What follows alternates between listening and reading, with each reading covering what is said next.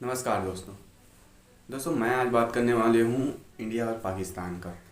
दोस्तों 1947 के आज़ादी के बाद इंडिया और पाकिस्तान दो अलग राष्ट्र में बढ़ गया है, लेकिन कभी भी किसी ने ये सोचने की कोशिश भी नहीं की कि अगर इंडिया और पाकिस्तान दो अलग राष्ट्र ना होते, दोनों एक ही होते तो क्या होता। दोस्तों इसके बारे में हम अपने इस वीडियो में आज चर्चा करने वाले हैं, तो आप इस वीडियो को बिना स्किप के कंटिन्यू देखते रहिए। तो दोस्तों पहला पॉइंट हम बात करेंगे गरीबी।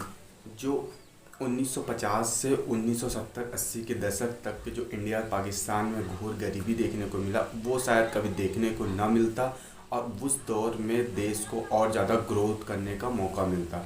दोस्तों 1947 के आज़ादी के बाद जब पाकिस्तान अलग हुआ तो गेहूं का पंजाब का सबसे बड़ा हिस्सा पाकिस्तान में चला गया और चावल का एक बड़ा हिस्सा इंडिया में रह गया, जिसके वजह से दोनों देशों को अलग अलग चीज़ों के लिए काफ़ी मशक्क़त करनी पड़ी। इस वजह से दोनों देश पिछड़ते गए और काफ़ी मुश्किलों का सामना करना पड़ा, जिसके वजह से अमेरिका जैसे देशों ने दोनों देशों को काफ़ी शोषण किया। पाकिस्तान और इंडिया को अमेरिका जैसे बड़ा देश उसको मैन्युफैक्चरिंग के दम में ज़्यादा से ज़्यादा सामान एक्सपोर्ट करके और बड़ा बनता गया और हम लोग एक कंज्यूमर बन के रह गए।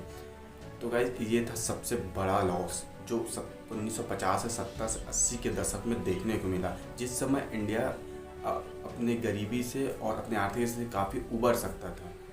हालांकि आज के दिन में इन सभी चीज़ों का दोष पॉलिटिक्स को दे दिया जाता है। हालांकि पॉलिटिक्स भी काफ़ी इन्वॉल्व उस समय था, लेकिन पूरा कारण हम ये नहीं बोल सकते हैं।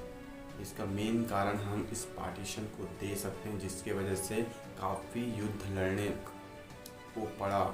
इंडिया और पाकिस्तान, इंडिया चाइना और देखने को मिला। दूसरी पॉइंट की अगर बात करें तो गाइस इंडिया डेवलपिंग कंट्री ना होकर एक डेवलप्ड कंट्री होता, यानी कि विकसित देश होता, विकासशील देश ना होकर, जैसे जर्मनी, अमेरिका, जापान, चाइना जैसे। गाइस अगर बात करें तो चाइना और इंडिया 1970-80 के दशक में दोनों की जीडीपी सेम थी, लेकिन ऐसा क्या हुआ चाइना में कि चाइना की जीडीपी इकोनॉमी एकदम से बूम किया। तो गाइस इंडिया ने 1947 के आज़ादी के बाद ने अपने गरीबी के बावजूद कई लड़ाई लड़नी पड़ी, जिसकी वजह से डिफेंस का बड़ा हिस्सा, बजट का बड़ा हिस्सा डिफेंस में खर्चा करना पड़ा। लेकिन चाइना ऐसी सब लड़ाई को ध्यान न देकर उन्होंने अपने इकोनॉमी पर ध्यान दिया और चाइना ने दबा के मैन्युफैक्चरिंग पर ध्यान दिया और मैन्युफैक्चरिंग करके ज़्यादा से ज़्यादा सामान एक्सपोर्ट किया।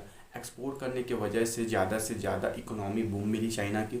लेकिन यही इंडिया ज़्यादा से ज़्यादा डिफेंस में एक बड़ा बजट हिस्सा खर्चा किया। चाइना वार और पाकिस्तान वार की वजह से काफ़ी चीज़ें झेलने को पड़ी। अगर ये पाकिस्तान और इंडिया अलग नहीं हुआ होता तो शायद ये लड़ाई देखने को ना मिलता। चाइना की उतनी हिम्मत नहीं होती कि इंडिया की ओर देख पाता, क्योंकि दोनों राष्ट्र एक होता तो काफ़ी पावरफुल होता। तीसरी पॉइंट की बात करें तो गाइस इंडिया एक पावरफुल नेशन होता। गाइस हम जहां बात करते हैं जर्मनी, रशिया और चाइना की, वैसे ही इंडिया भी आज डिफेंस में तीसरे नंबर पर है, लेकिन ये तीसरा नंबर शायद और इम्प्रूव होता। गाइस जहां पास वहीं पाकिस्तान के पास कई परमाणु शक्ति हैं, वहीं इंडिया के पास मिसाइलें है। हालांकि इंडिया के पास भी परमाणु हथियार है, लेकिन क्या होता अगर दोनों कंट्रीज़ के परमाणु एक कंट्रीज में होता तो गाइस इंडिया काफ़ी मजबूत होता और किसी की हिम्मत नहीं पड़ता कि इंडिया की ओर देख पाता। चाइना आजकल वान घाटी को लेने के लिए कितना उत्सुक है, ये शायद नहीं हो पाता। तो गाइस एक पावरफुल कंट्री तो होता। गाइस अगर स्पोर्ट की बात करें तो स्पोर्ट्स में अगर क्रिकेट की बात करें तो इंडिया और पाकिस्तान दोनों का मिला दे तो अगर इंटरनेशनल आईसीसी ट्रॉफीज़ की बात करें तो दोनों का ट्रॉफी भी मिला दे तो ऑस्ट्रेलिया के बराबरी नहीं कर पाता। हालांकि दोनों देशों क्रिकेट के मामले में काफ़ी उच्च स्तर पर रहा है काफ़ी दिनों से, लेकिन सिर्फ उच्च स्तर में रहना सही है कि वो ट्रॉफी कितना लाता है।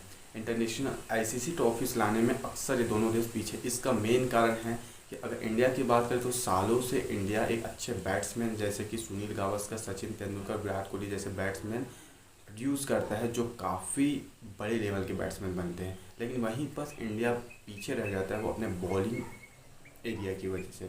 और वहीं पाकिस्तान की बात किया जाए तो पाकिस्तान हमेशा से एक बैट्समैन के लिए जूझता रहा है, लेकिन वहीं पर एक से बढ़कर एक बॉलर उत्पन्न करने के लिए हमेशा जाना जाता है। मोहम्मद आमिर, शोएब अख्तर, वसीम अकरम जैसे गेंदबाज, जिसके सामने बल्लेबाजों को खेलना तो दूर टिकना भी मुश्किल होता था।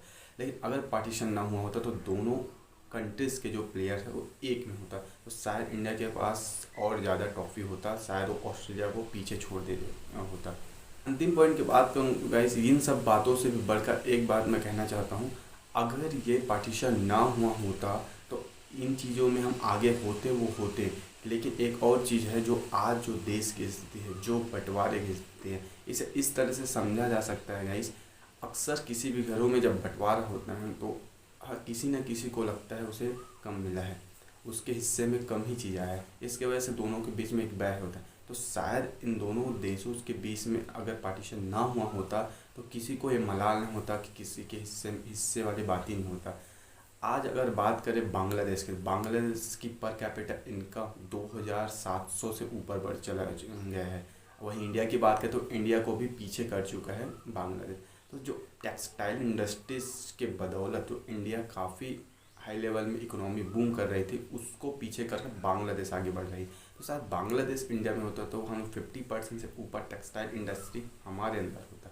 तो ये भी चीज़ एक है जो पाकिस्तान से अलग होकर बांग्लादेश बना।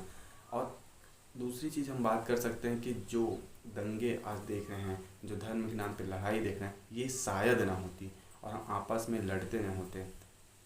तो गाइस, ये मेरी राय है।